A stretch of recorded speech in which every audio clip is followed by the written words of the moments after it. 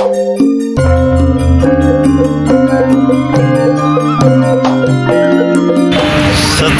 Urip Bonus Channel dimanapun Anda berada yang saya cintai. Malam ini saya berada di depan Gedung 45 ya, Gedung 45. Dalam rangka tadi liputan Mas Akbar Salam launching FMA. FMA itu apa ya? FMA pokoknya. FMA Fun Militan Akbar Salam. Nah, untuk itu mari kita nikmati bersama pergelaran eksklusif. Saya wawancara beberapa tadi, wawancara dengan mamanya Mas Bar, dengan penasihatnya Pak Subianto, dan ada tadi teman yang dari Australia. Bagaimana keseruan Mas Akbar Salam pada malam hari ini mengambil cerita wayangnya Krisna Buddha. Yuk kita nikmati bersama, ayo.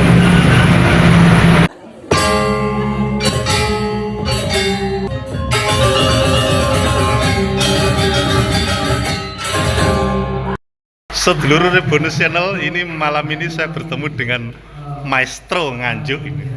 Maestro dalam Nganjuk. Beliaunya Mas Akbar Salam bersama penasihatnya ya, penasihatnya Pak Wiyono. Ini Pak Wiyanto ya, sorry. Sebelum naik ke panggung Mas Akbar ini saya ajak ngobrol-ngobrol sebentar. Habis itu Pak Wiyono. Mas Akbar, selamat malam ya. Malam. Suwe ora jamu Mas. Jamunya Mas, godong apa? Jamu godong melo. Suwe ora ketemu Pisan karo kanca-kanca. Oke. Mas Akbar, malam ini launching FMA ya. FMA. Mas wong Nganjuk, wong terutama penggemar penjenengan FMA itu perso. Tapi yang lain-lainnya kan secara umum belum perso. FMA itu apa Mas? Kan militan Astabrata. Oh gitu. Jadi militan jenengan semua nih. Iya. Militan jenengan semua. Terus malam ini menggelar cerita apa Mas? Krisna Gugah. Krisna Durawati ya? Iya. Krisna Gugah. Pilihannya Krisna Gugah Mas? Iya. Ingin apa? Munggah semangat. Wih. Oh, iya. Ngeten Pak Pi nggih? Nggih. Krisna Gugah ya? Nggih. Pak Pi ini luar biasa. Jadi beliaunya ini kelihatan masih muda. Saya tidak ketemu ada 10 tahun ini, masih muda nih ya. Mas Akbar, secara umum di Indonesia ini pewayangan tuh sejak penjenengan hadir sebagai dalang ini, gaula muda itu gemerget, apalagi sarannya lagi. Sarannya ya untuk pemuda tetap mencintai walaupun tidak menjadi pelaku, tapi tetap menjadi pelopor untuk bangga atas budayanya sendiri. Gitu Sebagai ya? generasi penerus pelaku dan pecinta. Gitu ya. Weh, kata-katanya kayak Mbak Kiai tuh. Oke Mas Akbar, sementara menjenengan konsentrasi ke situ, nanti kalau saya ganggu malah gak konsentrasi ini. Terima kasih, selamat sukses ya. Saya tak ngobrol dengan Pak Pi dulu ya. Pak Pi, selamat malam Pak Pi. Ini generasi muda ini sejak ono Mas Akbar Mas Pi, Pak Pi. Semangatnya mirsani wayang luar biasa. Iki apa kira bangkitnya wayang di Nganjuk ya? Kan dulu kan ada Pak Panut, sekarang Mas Akbar ya. Oke. Terima kasih. Memang setelah Pak Panut itu masa udur, Mas Akbar mulai tampil. Muncul. Nah, sejak 2016, tepatnya tanggal 20 Mei, diresmikan di Sanggar ini. Kebetulan kami yang meresmikan Sanggar Astabrata di Kabupaten Nganjuk. Nah, sejak itu memang penggemar wayang khususnya Mas Akbar ini mulai Begitu. dan di Nganjuk, alhamdulillah, bahkan tidak hanya di Nganjuk, bahkan termasuk di Pasuruan, terutama wilayah yang utara juga, wilayah utara itu seperti Bojonegoro, Lamongan dan sebagainya. Nggih. Terus kira-kira masih 1 menit lagi ya? 1 menit lagi. Pak, respon dari birokrasi pemerintah bagaimana terhadap seni di Nganjuk ini? Khususnya wayang kulit. kalau respon terhadap seni sementara ini belum begitu menggema ya. Masa tak? Saya katakan belum begitu menggema. Lah, mungkin Karena dengan ini terus terang aja situasi dan kondisinya Nganjuk masih seperti ini. Oke. Oke, semoga dengan hadirnya malam ini mungkin birokrasi biar ada perhatian tersendiri. Matur suwun, Pak Pi. Nggih. Ini penggemar FMA yang paling militan sendiri. Mbak siapa ya? Suri Golingan. Siapa? Suri Golingan. Oke, dari mana? Dari mana? Canberra, Australia. Katanya tadi di Australia. Dari Ah. Australia. Oh gitu ya. Datang dari Australia. Kapan? Kapan tuh? Hari Kamis. Ngefan banget sama Akbar nih kayaknya. Terus Apa yang menarik? Wayang kulit atau dalangnya? dua-duanya beliau sangat ganteng, humble, yang paling penting humble. Baik Kalau di Australia sana ada wayang kulit nggak ini? Betul nggih. Mangkane nglurut kok gini ya. Nggih. Aslinya mana, Mbak? Pacitan. Pacitan. Nggih. Pacitan Sarwi. Sendirian, Mbak ya? Sendirian. Iya, Pak. Oke. Ini harapannya apa? Selain Mas Akbar ini menjadi dalang kondang, apa ini harapannya? Apa?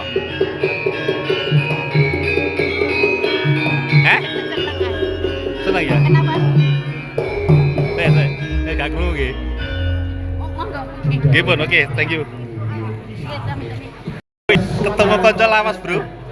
Iki mamai Mas Akbar. Mamai Mas Akbar iki. Mbak Fitri, assalamualaikum. Sehat Mbak Fitri ya? Saya lengan lagi. Oh ya, eling lah.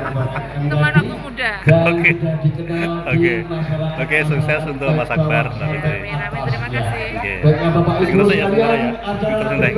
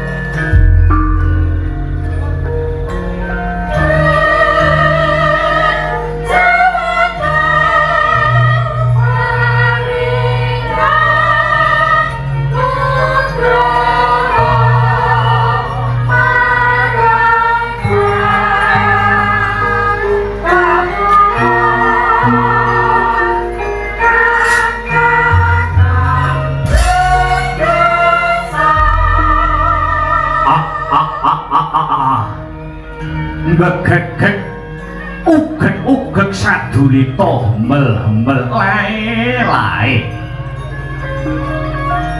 Nuwun sewu sinuwun. Sinuwun ing Dwarawati Prabu Sri Bathara Kresna. Kula lanjeng ngandika Semar lan Kresna menika tinitahaken wonten ing jagat raya menika jinejer dados pamonging satriya ingkang hambek utama ingkang ndarbeni kewajiban rumeksa rahayuning jagat saisinipun.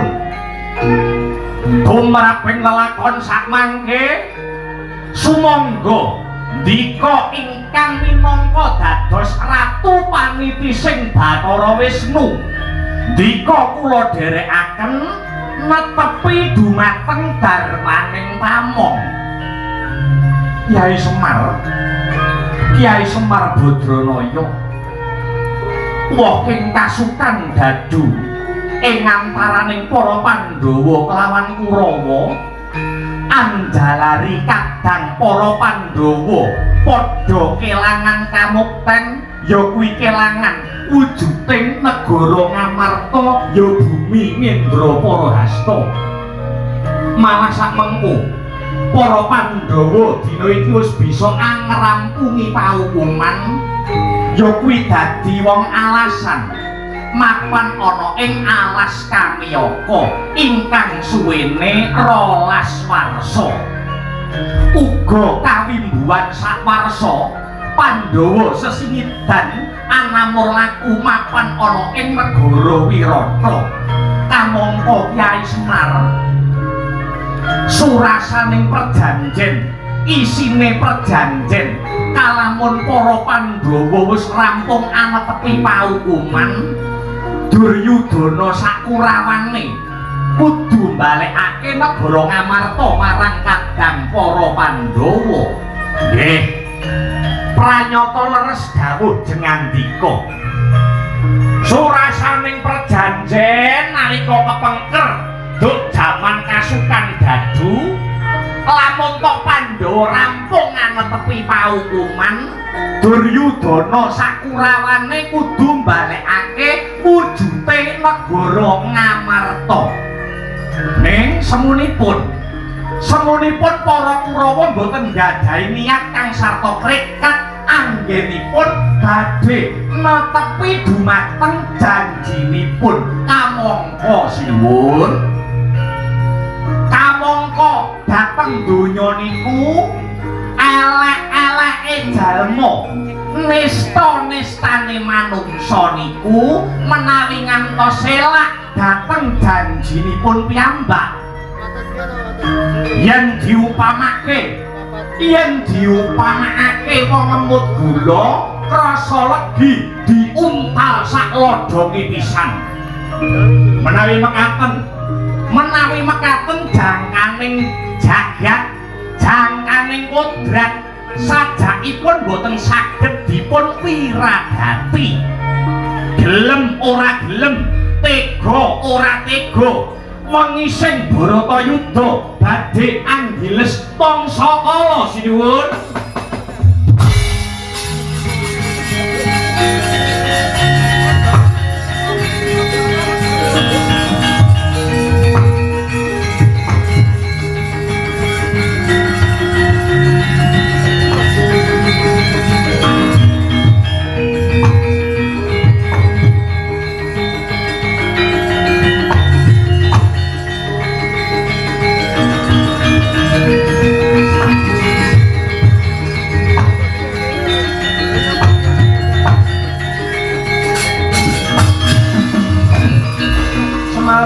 Den prayetna semurire eko hambali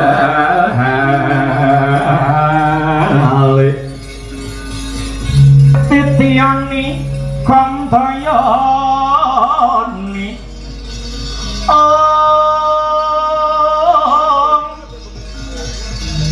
trisanya pranama si gilar-gilar semedining tengah ing latar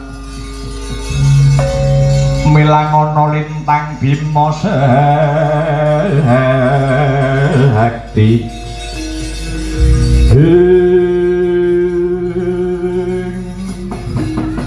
Kakang Badranaya yen pancen kaya mangkono cekak cukupe Tekak cukupe iki mengko perang Baratayuda bakal dadi Kakang Semar. Sampeyan aja etok-etok ora ngerti. Aja etok-etok bodoni. Niki para dewa dateng kahyangan nembe ngrakit lan nganggit kitab Jitapsara.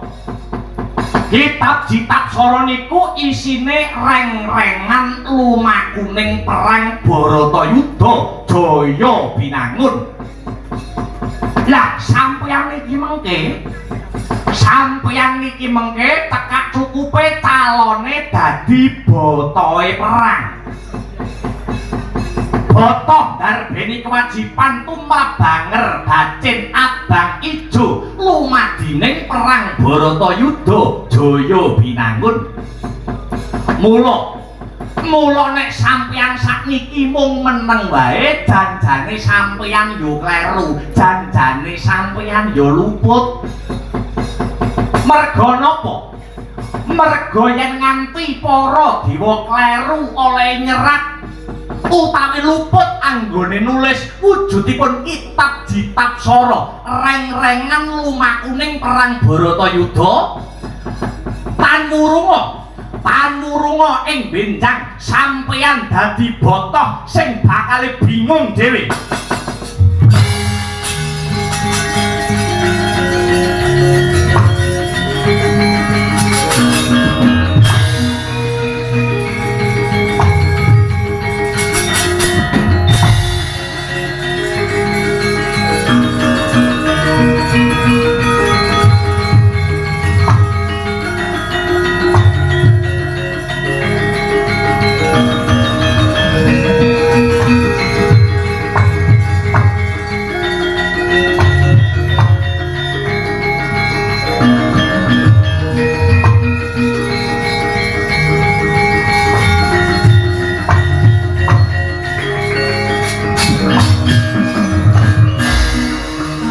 Kresna nangendi kodho nyaye Prabu Hayuwa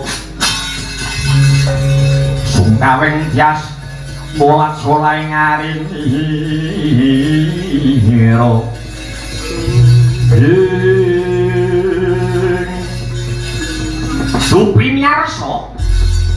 Dupi miarsa pangandikanipun Sang Ismaya. Sigra Prabu Kresna sedaket saluku tunggal nutupi babahan hawa sanga.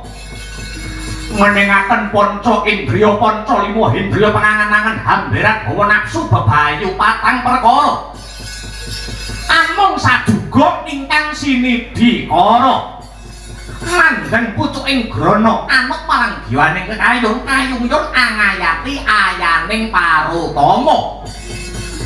Kaya mati sadroning urip sadroning pati lihat layak pingaluyut pindha pesating supena sumusuping rasa jati Ratu Dwarawati sedyaning kayun Ratu Dwarawati nedya Atri Wikrama.